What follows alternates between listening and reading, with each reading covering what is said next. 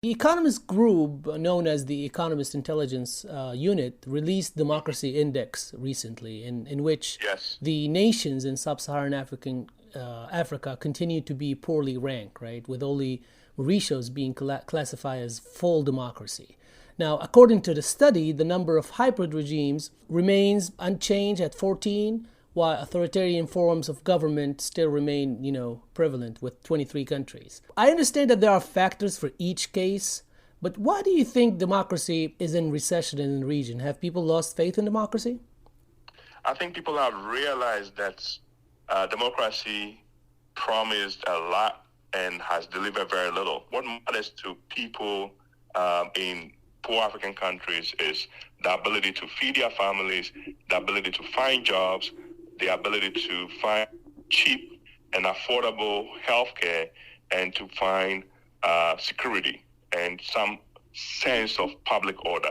And a lot of democratic regimes haven't provided this. Sometimes it's not their fault. There are problems that are structural that these governments sometimes inherit. In the case of Ghana, for example, you could make a case that COVID created a problem for the government, but there's also mismanagement, and the democracy game has become a game of choosing cronies and rewarding government contracts to people that vote for you or people that fund your campaigns. And I think the people are seeing it for what it is. It's a rigged game. Mm-hmm. It hasn't delivered many of the things that we thought it was going to deliver. And the danger is that at some point, people are going to say, this stuff is not working for us anymore. Let's look for another way. I noticed a pattern in the index here. It's almost like the Anglophone countries are doing slightly better than the Francophone countries. You take, for example, South Africa, Zambia, Kenya, or Ghana. You mentioned Ghana.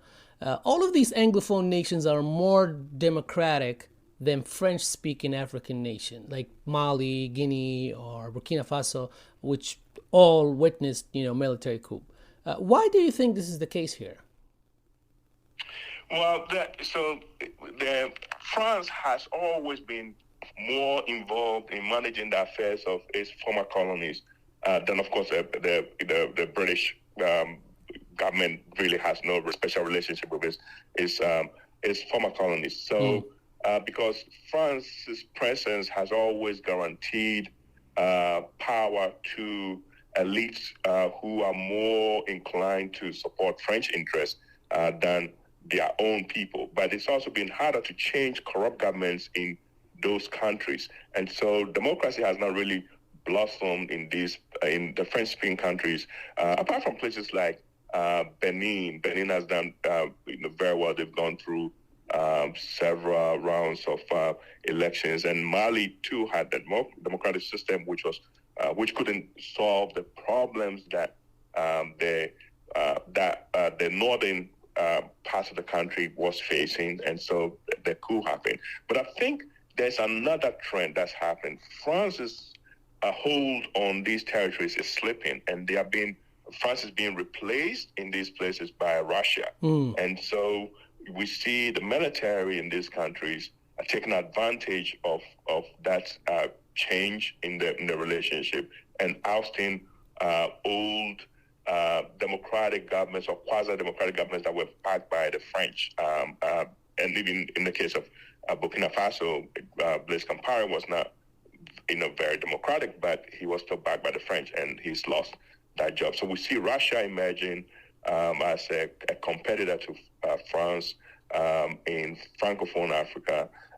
Another reason is the spread of radical Islam through the Sahel, and a lot of those countries that have experienced coups, in particular in West Africa, are in that region. So sometimes it's not the fact that they are French-speaking, it's the fact of where they are located and the fact that the states themselves are too fragile and cannot manage internal security.